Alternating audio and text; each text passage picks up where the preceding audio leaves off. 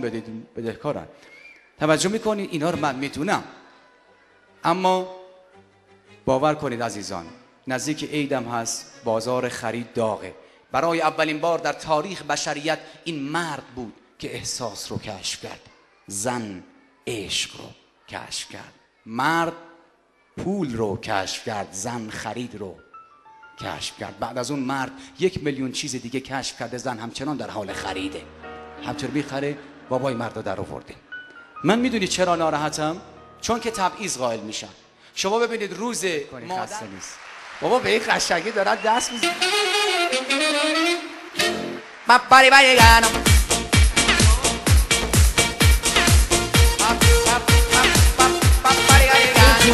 کار کنم الان اومده بابری بیگی دی بانو خدا شفا بده انشالله.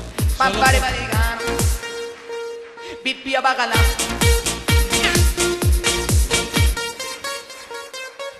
خب حسن جان خسته نباشید. حسن به این کاراش نگاه نکنید که یه خورده شیرین عقل و کار مختلف انجام میده. حسن معلمی که چون شمع میسوزه و محیط رو آلوده میکنه. اینجوریش نگاه نکنید.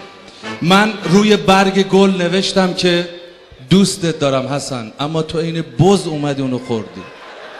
قبل از اینکه حسن وقتی در ولایت خودشون بوده چوپونی میکرده، عاشق دختر خر خدا میشه، براش نامه مینویسه که عزیزم چشمهای تو، سیاهی چشمهای تو مثل کاسه شیر میمونه که 2 تا پشکل توش افتاده باشه.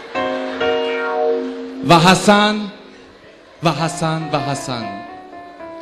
جان و امیر افشار قبل از اینکه مجری باشه، زمانی که در کنگو زندگی میکرد، در افریقا تروریست بود. یه بمب بهش دادن، گفتن فقط برو یه جای شلوغ کار بذار، رفت عروسی داداشش کار گذاشت. باز این اومده به من میگه اینجور. فکر کن. مرسی حسن جا وقت نداریم. عشقم انگوش بکن تو چشمم. حسن پولهای زیادی به دست میاره، ولی بدونید شما حضار محترم، بدونید بینندگان عزیز، فقط در جاهای خیر استفاده میکنه. حسن میره در خیریه، برای اونایی که دست ندارن انگشت میکنه تو دماغشون تمیز میکنن. و من نمیتونم بیان، ببخشید من مجبور شدم کار خیر حسن رو بگم. امیر برو بمیر. امیر وقتی تو روبروی منی فقط یک شعر در ذهن من تداعی میشه. بی تو مهتاب شبی باز از آن کوچه گذشتم، فکر نکن یاد تو بودم، کار نداشتم ول میگشتم. چه غمگینانه میپیچد درون کوچه قلبم صدای تو که میگفتی نان خشکیه. حسن تو تنها کسی هستی که در پیچ و خم زندگی میشه بهت اطمینان کرد و بهت امیدوار بود. لاستیک دنا. ببین این حرفا رو نزن. بریم. اگر چیزی میخوای مثل مرد سرتو بالا بگی، من خودم برات ایزی لایف میخرم.